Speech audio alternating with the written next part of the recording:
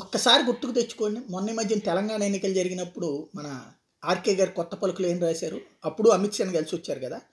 ఏమని అప్పుడు రాసుకొచ్చారు? అమిత్ షా పొత్తు అడిగారు.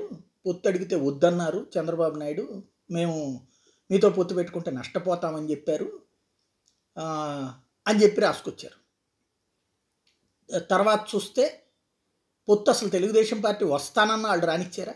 జనసేనతో పొత్తు పెట్టుకున్నారు కానీ తెలుగుదేశం పార్టీతో పొత్తు పెట్టుకోవాలి. ఇంకా అప్పుడు అందరూ ప్రచారం చేసిందని తెలుగుదేశం అనుకో మీడియా అంతకుముందు 2-3 నెలల ముందు నుంచి కూడా ఏది నడ్డా కలిసినప్పుడు ఇవన్నీ వాళ్ళే బతిలాడుతున్నారు.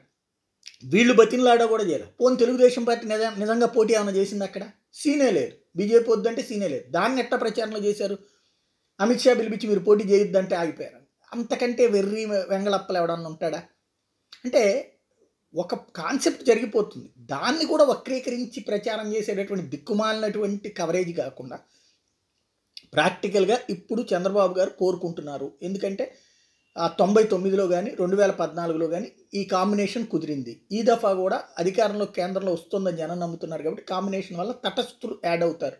ఈ రూట్లో ప్రచారం చేయగలిగితే అటు బీజేపీకి లాభం, ఇటు తెలుగుదేశానికి లాభం, జనసేనకి లాభం. అలా కాకుండా విచిత్రమైన ప్రయోగాలు, విచిత్రమైనటువంటి మాటలు మాట్లాడితే నష్టం.